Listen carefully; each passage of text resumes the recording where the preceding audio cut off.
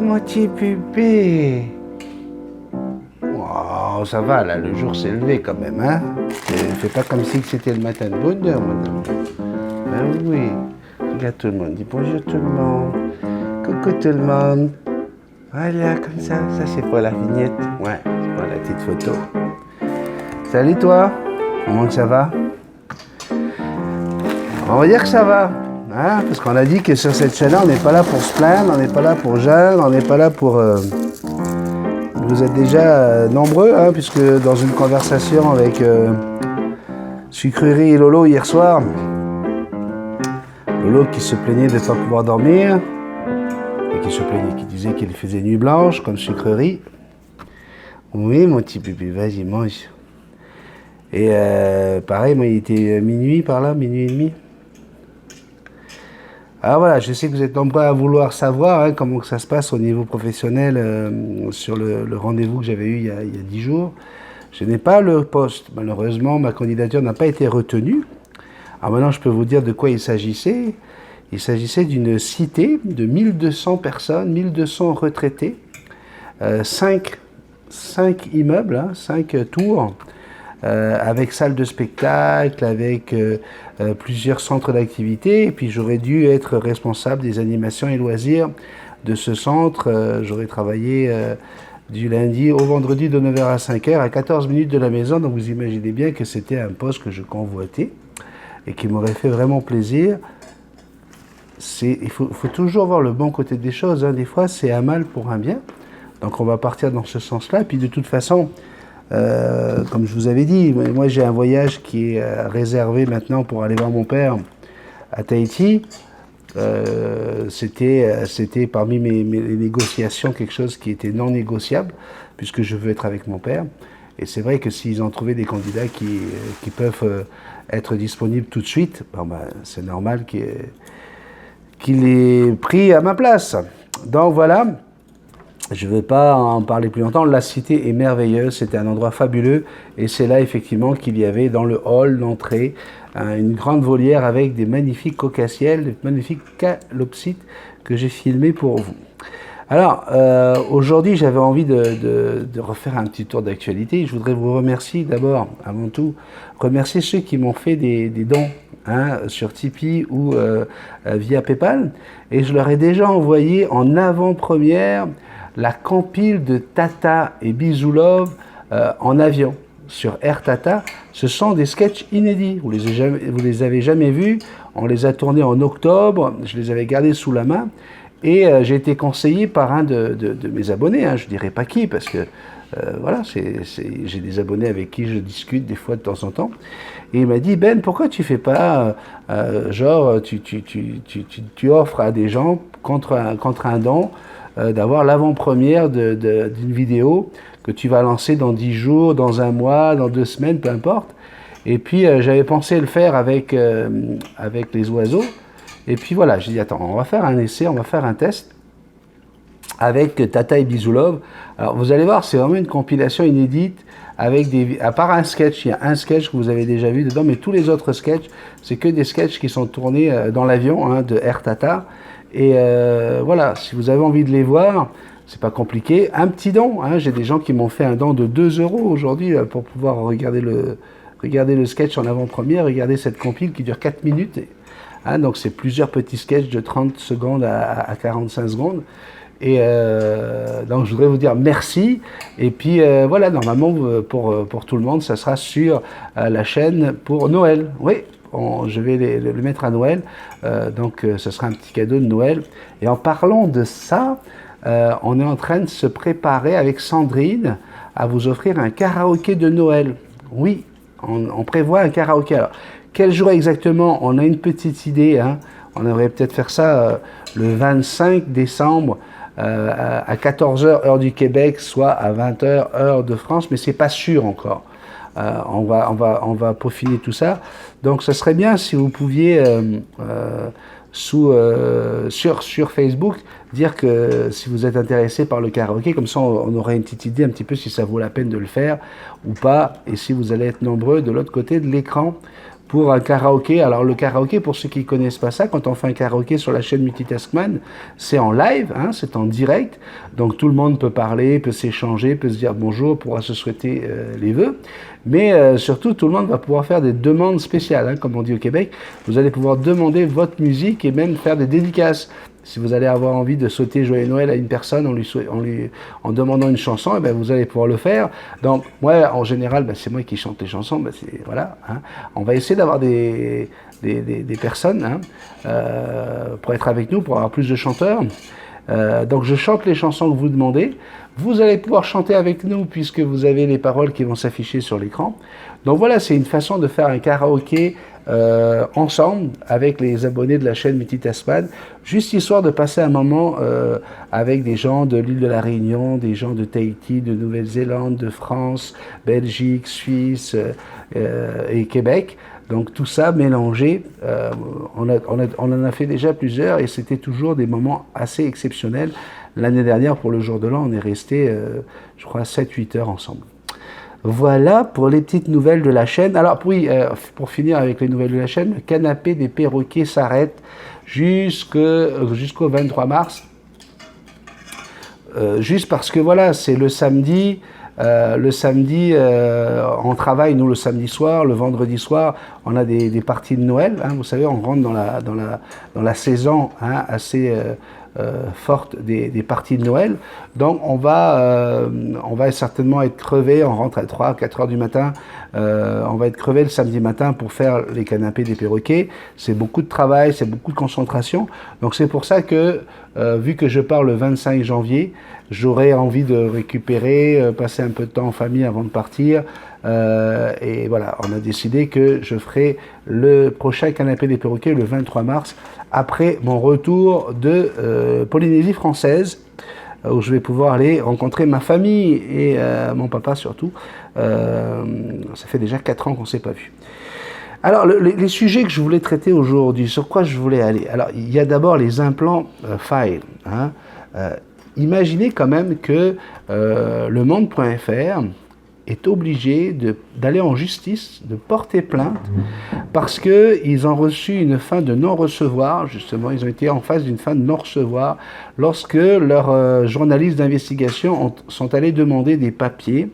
Et là, on ne parle pas d'une compagnie privée, là, on parle au niveau du service public, des papiers concernant justement les autorisations, lorsque comment on appelle ça, les nouveaux projets, les implants ou quoi reçoivent une autorisation État, hein, pour pouvoir être mis sur le marché. Ils ont demandé des documents et sous le couvert d'une loi qui a été votée comme de juste en 2018, hein, cet été, hein, c'est bizarre quand même, hein, parce que comme si ils s'attendent, hein, de toute façon il y a toujours des fuites, ils s'attendaient à ce qu'il y ait des enquêtes. Eh bien il y a une loi qui est sortie cet été 2018 qui s'appelle le secret des affaires. Hein, le secret des affaires, qui fait que voilà, on a refusé de donner des documents qui sont normalement publics, hein, des services qui sont payés par nos impôts pour notre santé. Eh bien, le monde.fr s'est vu refuser ces documents, tout simplement à cause du secret des affaires. C'est pour vous dire à quel point, au niveau pharmaceutique, hein, et puis là, dernièrement, il y avait 2 médecins devant 12 000 personnes. On était dans, ça s'appelle la remise des Oscars de la cardiologie. Hein, ils étaient en train de placer un implant cardiaque à une patiente devant 12 000 personnes en vidéo, en live. Et là, ils commencent en disant, voilà, cet implant de telle firme, de telle compagnie américaine, 7,3 milliards de dollars de chiffre d'affaires. On comprend aujourd'hui que ces firmes pharmaceutiques prennent tout le pouvoir, hein, y compris le pouvoir de nous cacher des choses. Mais pourquoi ça me donne envie de vomir? C'est parce que c'est obligé qu'il y ait des centaines, voire des milliers de gens qui travaillent dans ce domaine, des médecins, des cardiologues, des oncologues. C'est obligé qu'il y ait des gens, hein, qui soient au courant, hein, de tout le trafic derrière, de toutes les rémunérations, qui prennent des commissions. Alors lorsqu'on parle d'une éthique hein, lorsqu'on parle du serment d'Hippocrate, ça j'avais déjà dit dans un de mes cafés, on est vraiment aujourd'hui dans le serment d'Hippocrate. On est vraiment affaire à des gens qui ont complètement oublié le fondement, la base de leur métier, qui est de sauver des vies, qui est de faire en sorte que notre santé aille mieux. Aujourd'hui, pour une petite valve, hein, qui sont capables de mettre... Alors, ce qui est incroyable quand même, c'est que oui, il y a la recherche, oui, il faut rémunérer cette recherche, il faut rémunérer les études. Mais comment vous expliquer que, justement, grâce aux études, on est capable aujourd'hui, plutôt que de faire une opération à cœur ouvert pour mettre une valve dans l'aorte d'un cœur, on peut passer par l'aine, hein, et avec un cathéter, faire entrer la petite valve dans l'aorte. Ça prend 45 minutes, hein, là où ça aurait dû prendre à l'époque, c'était une opération lourde, sous anesthésie générale pendant 8 heures. Pourquoi? Ça coûte une fortune, mais on n'a aucune possibilité d'aller vérifier si tout ça est bien correct, hein, tout simplement. Parce que on sait qu'il y a des milliers de morts. Il y a des gens aujourd'hui qui payent cher, ou qui ont des assurances qui payent cher pour essayer des implants qui les tuent, hein. Il y a des millions de morts chaque année à cause de ça. Tout ça parce qu'on ne peut rien faire, on ne peut pas aller mettre notre nez là-dedans, personne ne peut aller vérifier, tout le monde est d'accord pour travailler ensemble, il y a un véritable réseau qui se met en place entre le médecin, hein, ça va vraiment du gars qui a du concepteur jusque dans la salle d'opération, tout est fait pour que l'argent circule, hein. Alors voilà, il y a quelque chose qui est quand même assez incroyable, et je trouve que il faut qu'on bouge, quoi. Il faut qu'on se lève là-dessus aussi, quoi. Et puis, bien sûr, on ne peut pas ne pas parler des réactions fabuleuses, merveilleuses de notre Premier ministre, hein. Monsieur Philippe est quand même assez intéressant comme monsieur. On voit qu'il travaillait pour Macron, hein. Donc, là, je vais m'attirer les foudres de Macron, tu vois. Ouais, voilà, ça y est, ça commence. Mais quand vous avez on est en pleine confrontation aujourd'hui, et que vous avez un Premier ministre qui n'hésite pas à utiliser des mots dédaigneux en disant, voilà, il est hors de question que l'État donne un coup de pouce au SMIC. Pas de coup de pouce pour le SMIC. C'est pas, voilà, vous comprenez, ça va être difficile de pouvoir faire monter le niveau du SMIC. Non, non, pas de coup de pouce pour le SMIC. Tu sais, même dans le choix des termes, dans la façon de parler, à chaque fois, c'est du dédain. Comment il peut faire ça à un moment pareil où vous avez encore des gilets jaunes qui annoncent qu'ils vont revenir sur les Champs-Élysées samedi? Moi, j'ai vraiment l'impression qu'ils sont certains, persuadés que le mouvement va s'essouffler. Et à ce niveau-là, j'ai envie de dire à tout le monde, s'il vous plaît, hein, on a eu ce camionneur et une autre femme là, qui sont allés rencontrer un porte-parole du gouvernement, où je pense que c'était le ministre de l'écologie, je suis plus certain, oui, je pense que c'est l'ancien président de l'Assemblée nationale, ils ont été le rencontrer, et là, tout de suite, il y a des gilets jaunes qui disent « Ouais, mais c'est quoi ce gars? Il est autoproclamé, nous on veut pas de représentants. » C'est ce gars qui a fait cette vidéo sur Facebook dans son camion et qui a permis à ce que ce mouvement existe, à ce que ce mouvement se mette en place. Et à un moment donné où on est obligé d'avoir un interlocuteur pour pouvoir aller négocier. Okay, donc ne l'appelez pas représentant, appelez-le porte-parole, appelez-le notre copain. Mais si dans les gilets jaunes, la chose c'est que là le gouvernement effectivement essaie de récupérer et essaie de reprendre la main sur le mouvement en disant qu'ils veulent des réunions avec les intersyndicales, avec les associations, avec. Et là, on est en train de perdre la main. Pourquoi? Parce que ils savent maîtriser ça. Ils savent comment maîtriser les syndicats. Ils savent donner l'argent là où il faut pour pouvoir calmer le jeu. La force des Gilets jaunes, c'est justement le fait d'être un électron libre, un groupe qu'on peut pas, sur qui on peut pas avoir la main ni de droite, ni de gauche, ni du centre, ni de quoi que ce soit. Donc ça, il faut le garder absolument. Et pour ça, il faut des personnes comme ce jeune homme, ce camionneur, parce que voilà, il est apolitique. Alors si parce que voilà, il ne fait pas partie de votre ville ou il ne fait pas partie du groupe de gilets jaunes dans lequel vous étiez et que ah oui mais moi je l'ai pas choisi moi. Hein, et vous avez 8 personnes hein, qui ont été qui sont là pour représenter les gilets jaunes. Si vous n'êtes pas d'accord avec ça, mais dites-vous bien que on ne peut pas avancer quoi. L'union fait la force. Donc on a besoin de ces gens-là pour communiquer avec le gouvernement. Hein. Il faut bien qu'à un moment donné, il y ait quelqu'un qui aille parler avec le gouvernement. Maintenant, dans les futurs actes, il va falloir faire de quoi pour rencontrer M. Macron. C'est lui qu'il faut avoir. C'est Macron qu'on veut. Donc, mais pour ça, il faut rester unis, il faut rester soudés, il faut s'aimer, il faut rester ensemble. Et là, j'ai Nathalie Michel qui m'écrit en me disant oui moi je suis par contre je cautionne pas la violence etc mais ce ne sont pas c'est pas les gilets jaunes qui ont été violents là faut arrêter c'est un crépuscule de gens qui ont profité de la situation pour pouvoir aller foutre le bordel mais si vous regardez 99,9% des gilets jaunes ce sont des gens comme vous et moi des gens souvent qui ont plus de 40 ans qui en peuvent plus de travailler, hein, parce que c'est pas des feignants, c'est pas des chômeurs, c'est des gens qui bossent et qui n'ont plus de quoi à la fin du mois pour pouvoir vivre, hein, et qui se retrouvent complètement à sec. Donc non, les violences, c'est pas ça les gilets jaunes. Donc voilà, je voulais dire que je suis d'accord, moi non plus je cautionne pas les violences, mais il faut surtout pas penser que ça vient des gilets jaunes. Même, j'ai envie de dire, que quand vous voyez comment les CRS ont accueilli ces gens qui criaient justement CRS avec nous, CRS avec nous, avec des lances à eau. Des lances à eau, ça faisait des décennies qu'on n'avait pas utilisé ça sur des manifestations. Hein. Maintenant, comment vous expliquez que lorsque vous avez une équipe de footballeurs qui revient d'une Coupe du Monde, on est capable d'être 1 million de Français sur les Champs-Élysées, hein, tout en restant calme, hein, tout en restant pacifique, dans la liesse, on est là tous pour montrer qu'on existe. Pourquoi on n'est pas capable de faire ça quand c'est pour notre pouvoir d'achat, quand c'est pour notre santé? Pourquoi on n'est pas capable? Hein, Jackson? Elle est d'accord avec moi? Un bébé? Oui. Ben voilà, c'était les sujets. Hein, vous voyez, oui, non, parce que là, il y en a qui disent ah, tu vois, il triche, il lit tout un papier. Voilà mes notes. Hein? Ok? Donc oui, alors je regarde mes notes.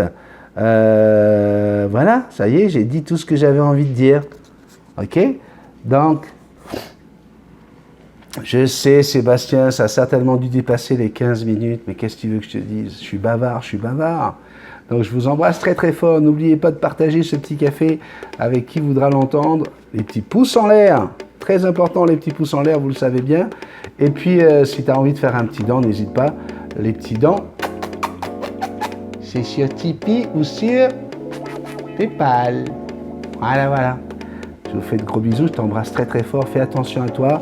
Je sais que vous êtes nombreux à vivre des choses difficiles, que ce soit dans la santé, que ce soit dans les familles, que ce soit au travail. Baissez pas les bras, il faut rester courageux, il faut qu'on on va se battre, on va y arriver, on va aller jusqu'au bout et puis on va s'aimer surtout. Ciao, bye bye, merci beaucoup. Voilà, mais oui, ils veulent un petit bonus. Mais si, Jackson, c'est comme ça. Ils n'en ont jamais assez.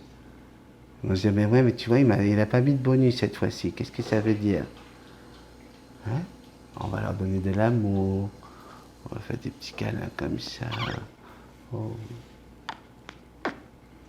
Lève la tête. Lève la tête, mon bébé. Oui.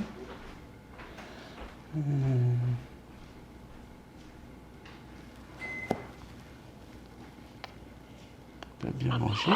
Oui, t'as bien mangé, mon bébé.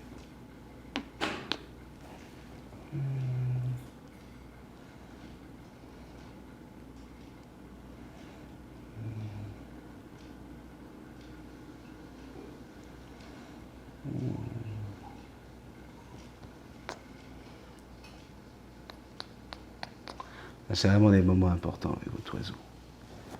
Ben oui, il faut avoir ces moments-là. Il y a des moments pour tout, pour jouer, pour s'amuser. Puis il y a des moments comme ça.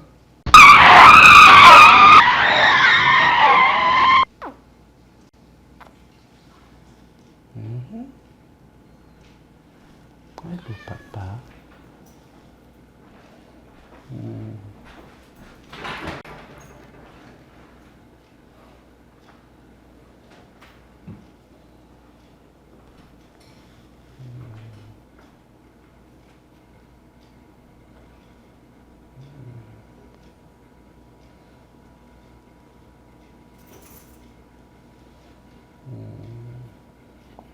Oh, oh, c'est bon.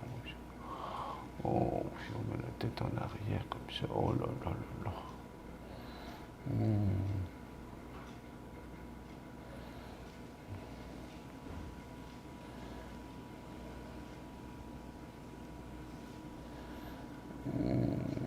Allez, on fait bisous à tout le monde. On fait bisous à tout le monde. On souhaite une bonne journée à tout le monde, Jackson. On va dire bonne journée, remplie d'amour et de joie. On vous aime. Ouais, ouais, ouais. Gros câlin. Allez, bye bye.